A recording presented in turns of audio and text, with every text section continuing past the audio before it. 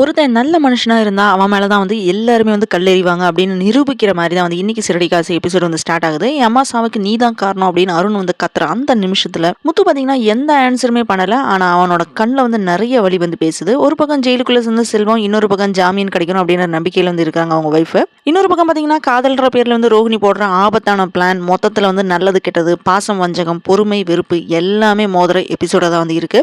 அருணோட அம்மா வந்து விபத்துல வந்து இறந்ததுக்கு அப்புறமா முத்து மேல விழுந்த பழி வந்து இன்னுமே வந்து குறையவே இல்ல. என் அம்மா சாவுக்கு நீ தான் காரணம்னு சொல்லி அருண் வந்து முத்துவ நேர்ல வந்து அசிங்கப்படுத்துறான். என்னெல்லாம் நடந்திருக்கு, செல்வம் வந்து ஜாமீன்ல வர்றதுக்கு வேண்டி முத்து வந்து ஹெல்ப் பண்ணுவானா, கோவமா இருக்கிற அருண் வந்து நெக்ஸ்ட் வந்து என்ன பண்ண போறான் அப்படின்றத எல்லாத்தையுமே வாங்க டீட்டெயில்டா பார்க்கலாம்.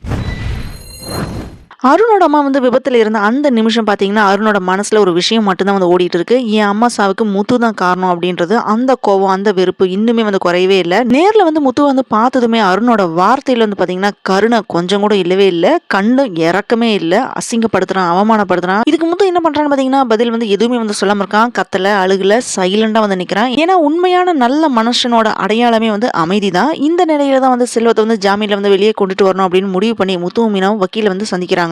அந்த வக்கீல் யாருன்னு தெரியுமா? மனோஜோட டைவர்ஸ் கேஸ் ஹேண்டில் பண்ற அதே வக்கீல் தான். முத்து மீனாவும் செல்வத்தை பத்தி எல்லா டீடைல்ஸையும் வந்து சொல்றாங்க. அதே வக்கீல் தான் வந்து செல்வத்தோட கேஸையும் வந்து எடுக்க போறாங்க. அங்க ஒரு அழகான சீன் என்னன்னு பாத்தீங்கன்னா அந்த வக்கீல் அவங்களோட ஹஸ்பண்ட் வந்து பாசமா கவனிக்கிறத பார்த்த உடனே இந்த காலத்துலயும் இப்படி ஒரு புரிதலான தம்பதி வந்து இருக்காங்க பாரு அப்படின்னு முத்து மீனாவும் மனசுக்குள்ள வந்து சந்தோஷப்படுறாங்க. செல்வத்தோட கேஸை வந்து முழுசா கேட்ட வக்கீல் வந்து என்ன சொல்றாங்க பாத்தீங்கன்னா இதெல்லாம் ஒரு பெரிய விஷயமே இல்ல, விபத்து தானே, ஜாமீன்ல எடுத்துக்கலாம். இந்த மாதிரி வக்கீல் சொன்ன உடனே முத்துக்கு வந்து கொஞ்சம் நிம்மதியா இருக்கு. அங்க செல்வத்தோட வைஃப் என்ன பண்றாங்கன்னு பாத்தீங்கன்னா அவங்க ஃப்ரெண்ட்ஸ் எல்லாத்தையுமே சேர்ந்து கூட்டிட்டு அருணோட வீட்டுக்கு போய் எப்படியாச்சும் என் புருஷன் வந்து விட சொல்லுங்க அப்படின்னு வந்து கெஞ்சுறாங்க. ஆனா அருண் வந்து வழக்கம் போல கோவப்பட்டு அவங்களை வந்து திட்டி அங்கிருந்து விரட்டிடுறான். அருணுக்கு வந்து கோவம் வந்து முத்துவோட ஃப்ரெண்ட்ஸ் வந்து அடிக்கிறான். அந்த நேரத்துல முத்து மீனாவும் அங்க வராங்க. முத்துவை பார்த்த உடனே அருண் வந்து எதுவுமே வந்து பேசாம வீட்டுக்குள்ள வந்து போயிடுறான். அந்த சைலண்ட் பாத்தீங்கன்னா அருண் வந்து ஃபுல் வில்லனா வந்து மாறிட்டான் அப்படின்னு நமக்கு புரிய வைக்குது. செல்வத்தோட வைஃப் முத்துக்கு வந்து ஆறுதல் சொல்றான். நான் ஜாமீன்ல எடுக்க வந்து ட்ரை பண்றேன் அப்படின்னு வாக்கு கொடுக்குறான். அந்த ஒரு வாக்குறுதி தான் வந்து அவளுக்கு வந்து உயிரா இருக்கிற மாதிரி வந்து ஃபீல் பண்ண வைக்குது. இதுக்கிடையில வந்து மனோஜ் ரோஹிணி ட்ராக் தான் வந்து இன்னொரு சுவாரஸ்யமான பாட்டை வந்து இருக்க போகுது. ரூம்ல தனியா இருக்கிற மனோஜுக்கு வந்து ரோஹிணி வந்து கால் பண்ணி ரொமான்டிக்கா வந்து பேசுறா. அவளோட பிளான் வந்து ரொம்ப கிளியரா இருக்கு.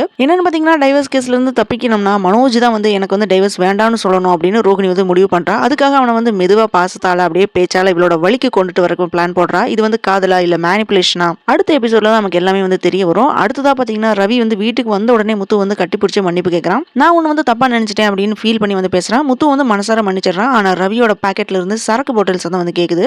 அப்ப மீனாக்கு வந்து விஷயம் வந்து புரிஞ்சிடுது. அதுக்கப்புறம் ரவி, மனோஜ், முத்து இந்த 3 பேருமே சேர்ந்து நைட்ல வந்து மாடியில வந்து சரக்கு அடிக்க பிளான் போட்டிருக்காங்க அப்படின்னு வந்து தெரிய வருது. இப்படிதான் இன்னைக்கு வந்து எபிசோட் வந்து முடிஞ்சிருக்கு. மொத்தத்துல இன்னைக்கு எபிசோட் சொல்ற மெசேஜ் என்னன்னு பாத்தீங்கன்னா முத்து வந்து நல்லது செய்ய போனா அவனுக்கே வந்து சிக்கல் தான் வருது. அருண் அவனோட துக்கத்தை வந்து கோபமா மாத்தி முழு வில்லனா வந்து மாறிட்டான். ரோகிணி வந்து காதல்ன்ற பேர்ல ஆபத்தான பிளான் ஒன்று போட்டிருக்கா. ரவிக்கு வந்து உண்மை வந்து புரிஞ்சாலுமே பழக்கம் வந்து விடவே இல்லை. நாளைக்கு எபிசோட்ல இந்த சரக்கு சீன் வந்து என்ன ட்விஸ்ட்ல வந்து கொடுக்க போகுதோ, ரோகிணியோட பிளான் வந்து வேலை செய்யுமா, முத்துவோட பொறுமை வந்து எப்போ உடையும், ரவியோட மன்னிப்பை வந்து முத்து வந்து ஏத்துக்கிட்டாலுமே அவன் வந்து பாக்கெட்ல இருந்த அந்த ஒரு சத்தம் எல்லாத்தையுமே மாத்தி போட்டுடுச்சு. மாடியில 3 பேருமே கையில சரக்கு. ஆனா இதுக்கு பின்னாடி வரப்போற விளைவு வந்து யாருக்குமே வந்து தெரியல. ஒரு பக்கம் அருண் வந்து சைலண்டா உள்ள போனது வந்து தோல்வி இல்ல, அது பெரிய வெறுப்புக்கான தொடக்கமா தான் வந்து இருக்குது. இன்னொரு பக்கம் ரோஹிணி போட்ட பிளான் வந்து மனோஜ் வந்து முழுசா வந்து மாத்த போகுதா இல்ல இன்னொரு இடியா வந்து விலக போகுதா அப்படின்றது எல்லாமே நமக்கு நாளைக்கு எபிசோட்ல வந்து உண்மை வந்து வெடிக்குமா, உறவுகள் வந்து உடையுமா, இனிதான் வந்து சம்பவம் எல்லாமே வந்து வரப்போகுது. என்ன நடக்கும் அப்படின்னு தெரிஞ்சுக்க நம்ம வெயிட் பண்ணி பார்ப்போம். Thanks for joining with me. இந்த வீடியோ உங்களுக்கு பிடிச்சிருக்கும் நம்புறேன். இந்த வீடியோக்கு லைக் பண்ணுங்க, ஷேர் பண்ணுங்க, சப்ஸ்கிரைப் பண்ணுங்க. Have a great day.